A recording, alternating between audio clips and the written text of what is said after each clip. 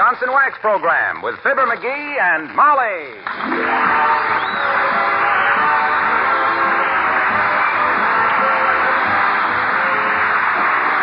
The makers of Johnson's Wax products for home and industry present Fibber McGee and Molly, written by Don Quinn and Phil Leslie, with music by the Kingsmen and Billy Mills Orchestra.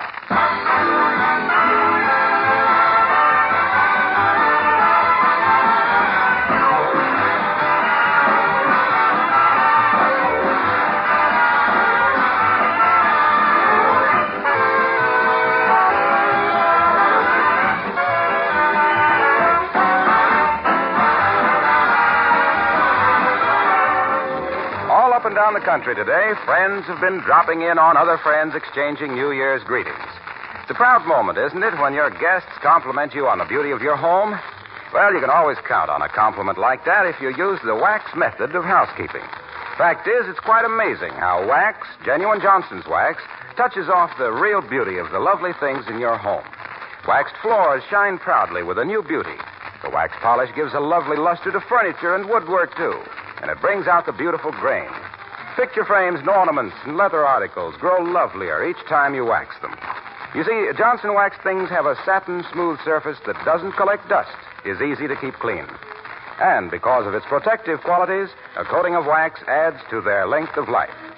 Why not have a lovelier home in 1946 with Johnson's Wax?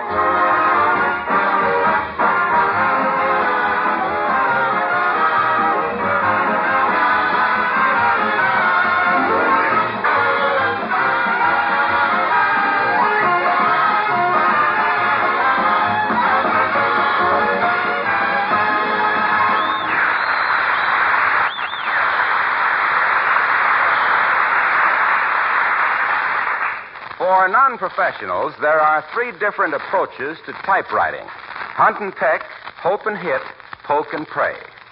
And here at 79 Wistful Vista, we find the Squire combining the worst features of each. As we meet, Fibber McGee and Molly.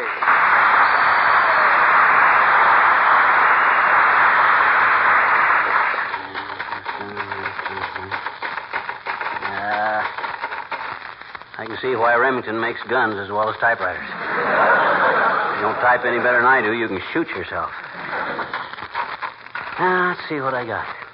One day in Africa during a kangaroo trapping expedition. McGee, have you got time to help me? Oh, still at the typewriter, huh? Yeah, and you know what?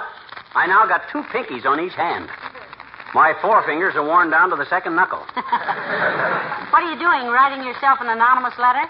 No, I'm writing out my entry into a contest. Oh, heavenly days. Another one? What is it this time? I'm writing a story. A story? Yep. Long or short? Tall. Tall, huh? Yep. Tall story contest at the Elks Club. $100 first prize. Entry's got to be in by 5 o'clock tonight. Well, good for you, dearie. Yep. You might as well cash in on that talent as give it away to your friends for free. Yep. Your only rival for tall stories is the Empire State Building. That's what all the guys at the Elks Club say, too, and they've all got big bets on me to win. Well, why not? You're a cinch. Yep. Mind if I read what you've written? No, go ahead. Okay. Tales Theory by Fibber, $1/2, $2 smudges, McGee. You better let me read it. My typing ain't very clean. You're not kidding, sweetheart. This looks like you'd gone at the typewriter with 4 wooden mallets like a xylophone. It says Tall Story by Fibber McGee. That's fine, dearie. Very good. Well, wait till you hear it. There's more. Oh, pardon me.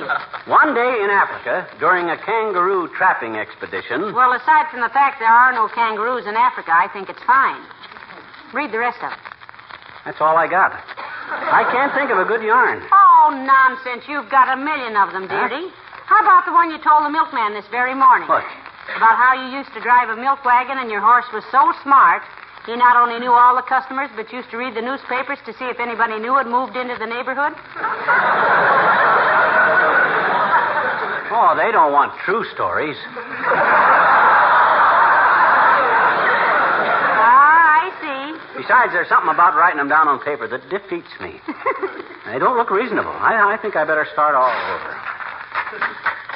Now, one day When I was deep sea fishing at Acapulco. Hey, how do you spell Acapulco? Where is it? I don't know.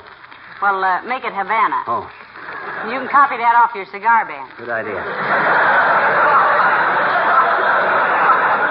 Deep sea fishing at Havana, Florida. Why, Havana's in Cuba. Since when? Well, that I couldn't say, dearie. I only know that... Hello, Mrs. McGee. Oh, am I interrupting your work, Mr. McGee? Oh, not at all, Alice. I'm never bothered by minor disturbances. Well, I'm not a minor disturbance, Mr. McGee. I was 21 last October. Well, he's writing a tall story for the Elks Club contest, Alice. Oh, creepers, isn't that wonderful? Maybe he could even write a novel or a play or something sometime. What do you mean I could write a play or a novel or something sometime? I got one almost finished right now. Oh. I'm calling it Life with My Father. There is a play by that name, McGee. Very successful, too. What? Life with My Father? No, it's just called Life with Father. Well, how do you like that? You think up an idea, somebody takes it, changes one word, and you got no legal protection whatsoever. I think playwriting is horribly interesting. I go out once in a while with a fellow that he's a playwright. He's kind of a Noel Coward. He is, eh? Yes, he'd like to write like Noel, but he's afraid. I'll never forget one time in New York, the Theater Guild come to me and asked me to write a show for them. I suppose Elmer Rice was busy at the time, being thrown at a wedding party. Nelson. I was a kind of a Broadway playboy in them days, which is why they wanted me to write a Broadway play, I suppose. Well, next. They offered me $100,000 in a tryout in Washington, D.C. Would that be called capital gain, dearie? It would have if they'd ever seen it. But I found out just in time they wanted a play to be called Alabama so they could pay me off in Confederate money. So I nixes the deal, see, and they got a kid named Hammerstein to do one called Oklahoma. I understand it's going to make expenses, too. Make expenses. They sell tickets for it in jewelry stores. Well, I'll let you get to work, Mr. McGee. I've got to get downtown anyway. I have a luncheon date with Geraldine. Who's Geraldine? Oh, Geraldine is the mounted policeman who directs traffic at 14th and Oak Street on the Big Brown Horse's sister. Oh, I see. Well, good luck with it, Mr. McGee.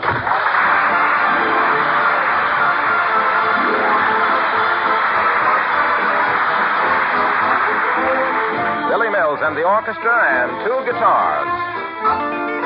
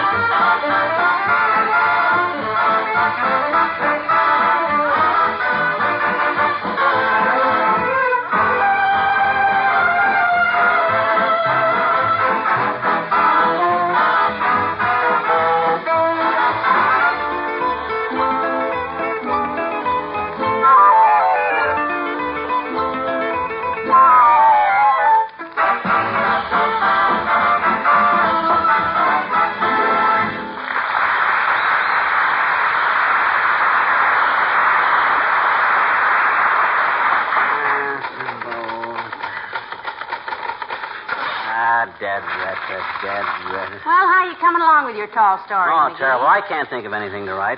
I had a wonderful start on this one, too, but it petered out. What was it? It was about the time I flew a balloon over Mount Vesuvius while it was erupting. Oh, why, that sounds very interesting.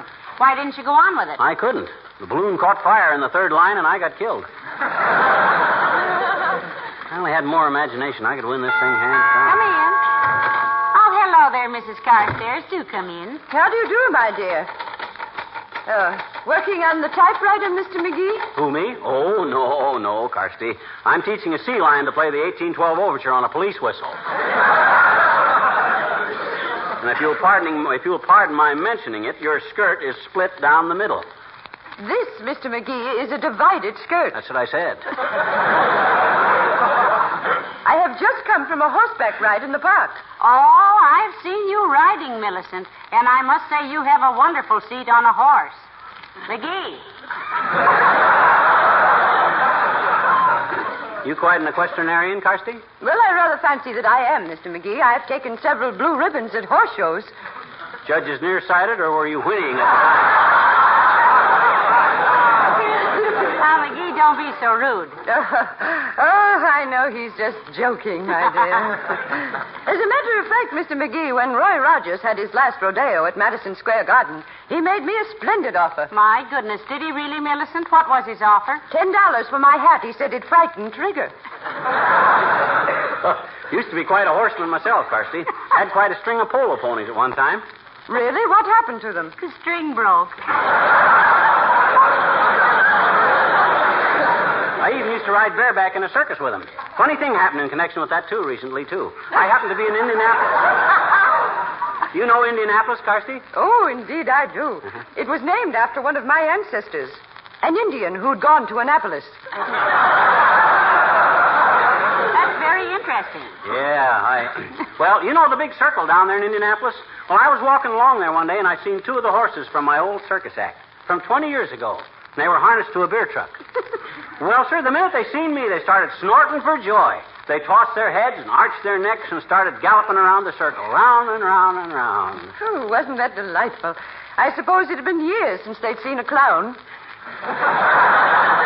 So what does I do but I throws off my overcoat, steps out of my shoes, and leaps onto their backs. And for 20 minutes we galloped around that circle, me jumping on and off, turning triple somersaults, handsprings, and flip-flops. Well, after 20 years, I imagine a lot of your flips were flops, huh? But I'd forgot I didn't have any rosin on my feet, and I slipped on one of their rumps, and whammo, everything went black. Oh, were you knocked unconscious, Mr. McGee? I mean, more so than usual? No, I wasn't, Carsty. I flew through the air right into a Keep Our City Clean box, and the lid fell on me. Hasn't himself here had the most fascinating experiences, Millicent? Simply astounding, my dear. Sometime when you have a free hour, Mr. McGee, I should like to hear more of your circus stories. Why, sure, Carsty, anytime. Shall I give you a ring? Well, under the circumstances, give me 3 rings. Good day, my dear.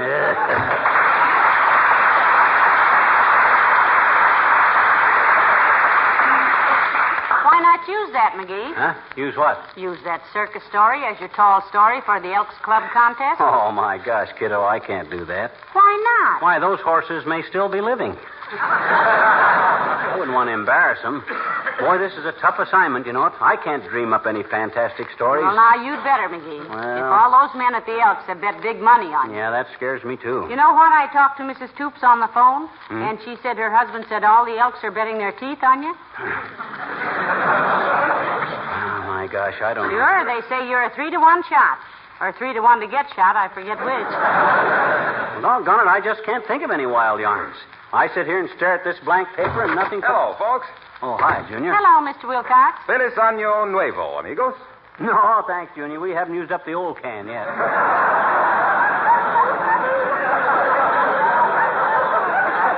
No, McGee, that was Happy New Year in Spanish, I think. Wasn't it, Mr. Wilcox? Sure. I picked up quite a bit of Spanish when I was deep-sea fishing down in Acapulco. Deep-sea fishing in Acapulco, eh? Yeah. You're just the guy I wanted to see, Junie. How do you spell it? C-E-E-P-S-E-A-F-I-S-H? No. He means Acapulco. Oh, I don't know. I never paid any attention to the spelling. You see, I was down there with a bunch of Johnson Wax salesmen. I'll bet you were, Waxy. And I'll bet all you sportsmen made an agreement not to talk shop on the whole trip, too, didn't you? We sure did, Mac. For 5 whole days, not a word was said about fishing. All we talked about was Johnson's Wax. It's a great topic in the tropics. Yes, we swapped experiences about how we'd sold way over our quotas of Johnson's Wax. How housewives loved it because it gave their homes that immaculate, shining appearance. Yeah. How it made housekeeping so much easier because dust and dirt can't cling to a Johnson waxed surface. I was deep-sea fishing down in Acapulco once. And how a proud housekeeper kept finding new uses for Johnson's wax.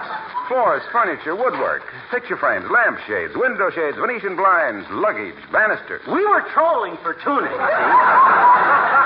We were trolling for tuna, and I had about a half a mile of line out. And with your line, you could spare it. Well, sir, suddenly I got a bite. I scratches it quick, and then like a flash... like a flash, I reels in. It was a terrific battle. But finally, I reaches over the side with my gaff, and what do you suppose I'd caught? A guy in a bathing suit with water wings on. How exasperating. Not at all, as it turned out. I yanks the guy on board, and I says, I'm sorry, bud, I thought you were a tuna. He says, I am. I'm a piano tuna.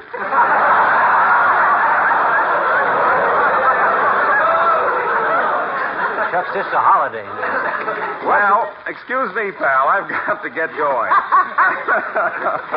I just stopped in to see how you were coming with your entry for the Elks Tall Story Contest. Well, he's a little discouraged about it, Mr. Wilcox. Yeah, I can't seem to think of a thing, Junior. Well, keep pitching, Mac. And remember, the deadline is 5 o'clock.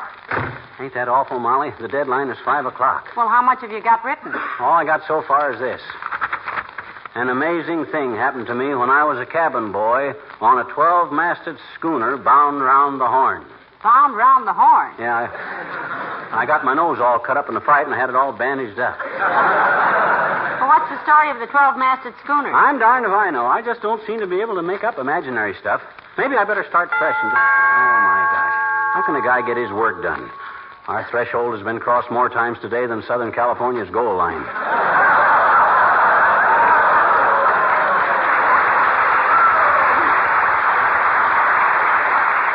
Come in. Oh, hello there, Dr. Gamble. Do come in. Hello, Molly. Good afternoon, Gargoyle. For a doctor, Arrowsmith, you got an awful ignorant way of pronouncing gargle. What can we do for you? Break a leg? No, I'm a committee of one sent by the more sporting members of the Elks Club to pick up your story, McGee. Got it ready? Oh, heavenly Gee day. whiz, Doc, I'm in a spot. No kidding. I haven't been able to think of a thing. My imagination is drier than a Kansas tea room. Well, you better think of something, Bilge Pump. For I know 7 underworld characters, including me, who will tear your head off and throw it in your face. Personally, I have wagered $65 in folding money, 4 appendectomies, 2 adhesions, and a basal metabolism on you. Go on, concentrate. Do what the doctor says, McGee. Concentrate. Maybe he doesn't know how to concentrate. Certainly I know how to concentrate. My gosh, I spent 6 years in India studying to be a faker, didn't I? Yeah, and 40 years in this country. Betcha. I learned how to sit on a board full of nails all day long and just concentrate. Didn't it hurt, McGee? Not after I learned the secret of how to do it. Then I could sit on them nails all day and never feel a twinge. And what was the secret, Master? Mind over matter, or a heavy girdle over the derriere? It was very simple. Just drive the nails into the board and flatten them out. It's only the points that hurt you. Simple when you know the trick, isn't it? You must show us the Indian rope trick sometime, faker. I'll buy the rope if you'll climb up it and disappear. For good. And furthermore... I'll get it. I'll get it. I'll get it. Hello, Gamble speaking. Who? Oh, yes. Yes. Well, I'll be over there as soon as I can, Ray. In the meantime, take 2 5-grain headache tablets and apply cold compresses. And don't worry about it, Ray. You're not the first person who's lost one. Bye. Lost what, Doctor? A weekend. McGee, do you know what time it is? 4:30. Where's that tall story? Oh, my gosh, Doc, I can't. Well, gee whiz, this simply isn't my... McGee, they're all depending on you, though. You better get with it, Bugface, or your life won't be worth 10 cents worth of Hiroshima real estate. Well, doggone it, I don't know what to do. Hey. Huh? Wait a minute. Yeah, I do, too. I know what to do. Well, write it out quick, boy. Good for you, McGee. I'll fix them. Why, you leave these things till the last minute anyhow. Look at how fast he's going. Maybe you have it to do. There. Well, hurry up. Give it here, McGee. Come on, give it to me. Wait a minute. Where's an envelope? Here, McGee. Thanks. Okay, Doc, give him that. Thanks, son. I knew you'd come through. I listened into WVIS at 6:30. They'll announce the winner. I knew he could do it, Doctor. So did I. He's got more tall tales than a herd of giraffes. Bye now.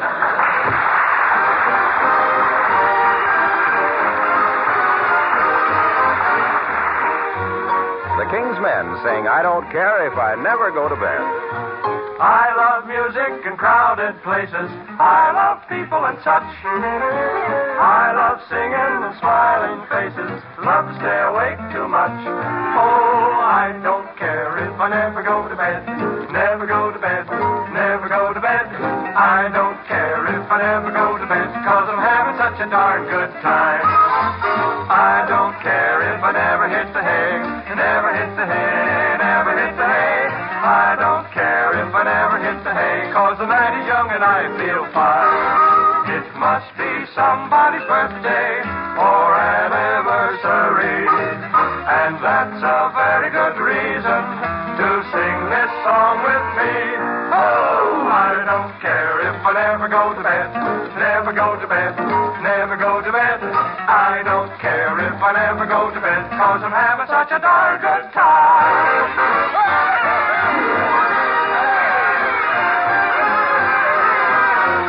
I don't care if I never wink or sleep. Pardon me, I mean never sleep a wink. I don't care 'cause I'm feeling in the pink, having such a darn good time. I don't care if I never snooze a take. Pardon me, I mean never take a snooze. I don't care 'cause I'm doing what I choose, having such a darn good time. I want to adore all the ring bells. I'm feeling young and gay. I want to spot the high hits and like the dance away. I don't care if I never bed to go. Pardon me, I mean this is what I said. I don't care if I never go to bed, having such a darn good time. Happy New Year!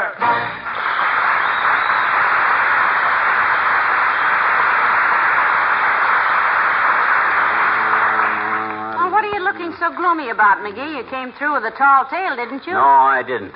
I came through with mine between my legs. What do you mean? I didn't send the Elks a story. I just sent my apologies. Told them I just couldn't handle it, that's all. Oh, heavenly days. And all those people who'd bet on you, too. I know. I feel like a dog. But gee whiz, Molly, I just can't sit down at a typewriter and deliberately prevaricate. Somehow it just don't seem honest, somehow. Well, cheer up, Pet. My goodness. Come in. Oh, Mayor Latrivia, do come in, Your Honor. Oh, thank you, my dear. Hello, McGee. Hi, Latrivia. Say, I have some good news for you folks. Remember Wallace Wimple? My goodness, yes. You mean little Wally Wimp? You mean the henpecked little guy that when he was married, Frankenstein gave the bride away? Yes, that's the lad. I just got word that he's out of the service and will be back in Wistful Vista on the 15th of January. Oh, good. Very well. It seems that the Navy finally saved up enough points to get rid of him. Oh, my, it'll be nice to see him again. 2 weeks from today, eh? My gosh, that's... By the way, McGee, did you send the Elks your tall story for the contest? No. I guess I kind of fell down on the assignment, Latriv. I went into it real enthusiastic, too. I was going to whip out a yarn that'd have all the other contestants green with ivy. I had... You mean envy, dear. Huh? People don't turn green with ivy. Oh, no? You mean I never told you about the kid I went to school with? Little Eddie Creeper? The poor kid that was working his way through school. What about him, McGee? Well, he got so hungry he'd eat the leaves off the vines on the chemistry building, just to keep from starving. Well, if he wanted to browse, why didn't he go over to the library building? The bigger leaves on the chemistry building. It was older. Well, sir, he ate so many of them leaves, he started turning green with ivy, you see? Oh, dear. I suppose you're going to tell us he came home one night potted. No, the thing was, Latrivia, he ate so many of them ivy leaves, he got a peculiar habit of trying to climb the wall of the chemistry building. Oh. Every spring, right after the rainy season, he'd do it. We found out later his father had been one of the Virginia creepers. Creepers. Then a kind of a tragic thing happened. I know. He was attacked by caterpillars? No. It seems that one of the botany professors, I think it was a botany professor. Well, what's the study of plant life called, Latrivia? The National Labor Board.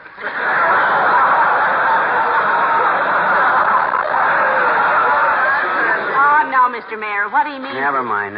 Anyway, they discovered there was no nourishment in ivy leaves, and when this kid heard that, he fell right off the wall onto his history notebook. It weakened him so much, they had to feed him Vigoro and tie him to a trellis to hold him up for the graduation exercises. That's a very interesting story, McGee. Is that the one you sent to the Elks Club? Well, no, it isn't, Your Honor. I'll probably have to resign from the Elks, Lativia. I wouldn't be able to show up there from now on without getting the hot foot every time I sat down. What's a hot foot? Oh, that's where you stick a match in the sole of a guy's shoe without him knowing it and light it. It's a stupid practical joke, Mrs. McGee, dedicated to the proposition that all men should be cremated equal. But about your entry in the contest, McGee, I certainly hope you Heavenly days, look what time it is. Time for the broadcast. Turn the radio on, McGee. Oh, okay. Not that I want to hear it, except out of morbid curiosity. McGee, I'm curious to know just exactly what you wrote. Mr. Mayor, quiet. Listen. And now for the announcement of the first prize winner in the Wistful Vista Elks Club annual Tall Story Contest. The winner, who will receive a check for $100, is Mr. Fibber McGee of 79 Wistful Vista. What? Why, How on earth could he do that? Mr. McGee's prize-winning entry consisted simply of this brief note, and I quote, Tall Story Committee, gentlemen, I'm sorry, but I just don't seem to be able to sit down and deliberately tell a falsehood.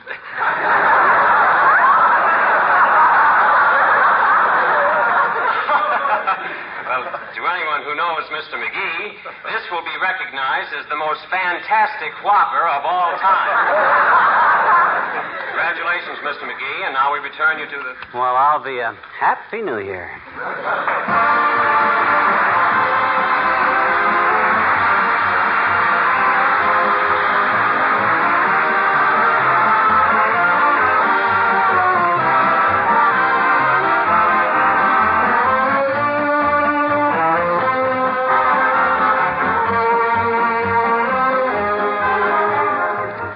In the coming year, Fibber McGee and Molly will most certainly be making many new friends. Friends who perhaps will be using Johnson's Glow Coat on their floors and linoleum for the first time. Well, now any one of our many old friends could tell these ladies what a pleasing experience they have in store. With self-polishing Glow Coat, you can give your floors and linoleum the gleaming luster of a wax finish with practically no work at all. Glow Coat needs no rubbing or buffing. It's self-polishing. You simply apply and let dry. In 20 minutes, come back and you'll find even old linoleum gleaming with a brand new beauty. It's amazing the difference it makes. And, of course, because Glow Coat protects the surface from wear, new linoleum stays like new, both in bright appearance and in the way it wears. Yes, our new friends have a pleasant surprise coming when they first use Johnson's self-polishing Glow Coat in the coming new year.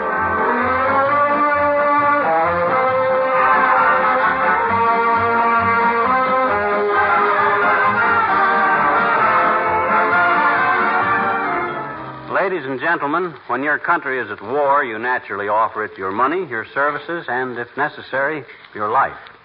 But when the war is over, it's every person's privilege, yes, even duty, to think of himself again, his work, and his future. The United States Merchant Marine, which made such a wonderful record of work done and heroic missions accomplished, offers a wonderful opportunity. It wants and needs you experienced officers and men who have been to sea, men with certificates. If you're looking for a job with a great future, write or wire collect to Merchant Marine, Washington, 25 D.C., giving your rating and address. And if you've been on a well-earned holiday, we urge you to return to your ship. You won't be the first one who was smart enough to go back on the water after a celebration. Good night. Good night, all, and Happy New Year.